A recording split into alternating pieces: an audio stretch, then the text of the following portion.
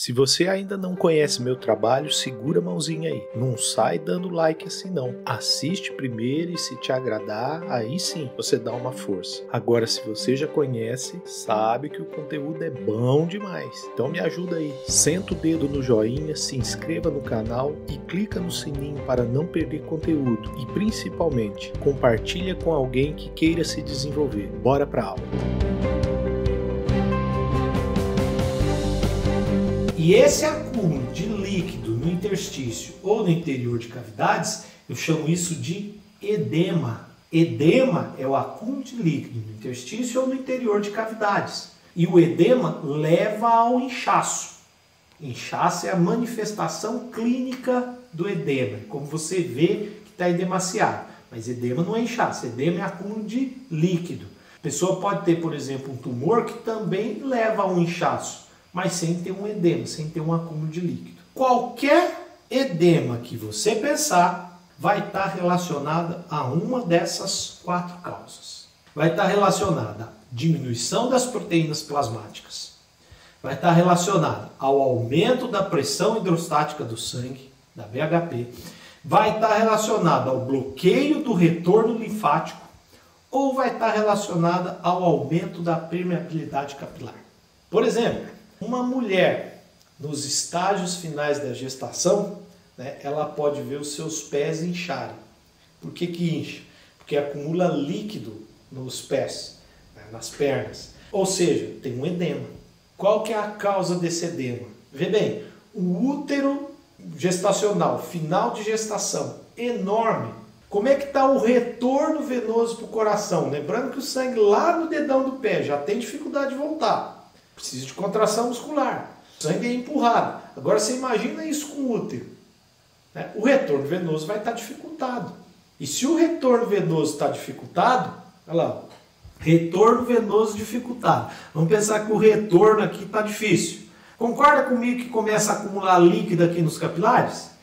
E se acumula líquido, vai aumentar a pressão hidrostática do sangue. Aumentando a pressão hidrostática do sangue, aumenta a filtração, acumula líquido no interstício. Uma pessoa quando viaja muito tempo sentada, sem a força muscular, sem as contrações musculares, o retorno venoso está dificultado, aumento da pressão hidrostática do sangue.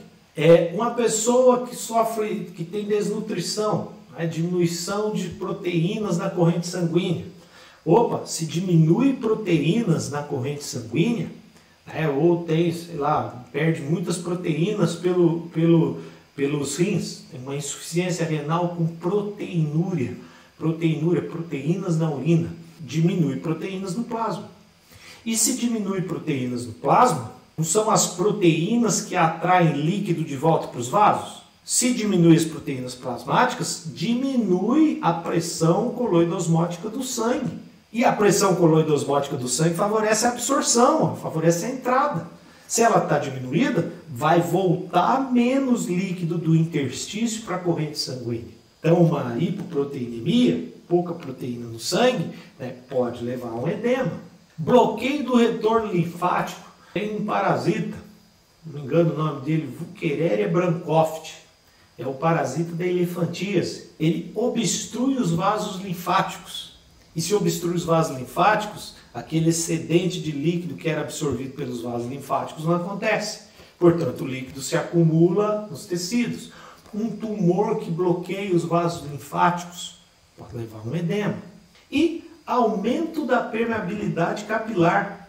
Todos nós já passamos por isso, Quando a gente tira um dente, quando a gente torce o tornozelo, como é que fica?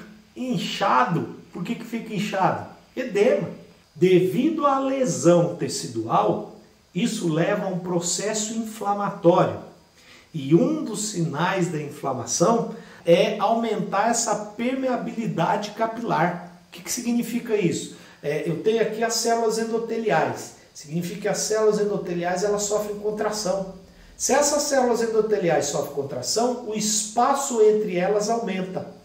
E, portanto, agora, por esse espaço que está aumentado, o capilar se torna mais permeável, sai ali células do sangue, as células de defesa, para poder debridar aquele tecido que está lesado, né, uma picada de abelha, poder debridar o tecido lesado, poder tirar aquela toxina dali. Só que quando aumenta a permeabilidade, sai células, sai proteínas que antes não saíam.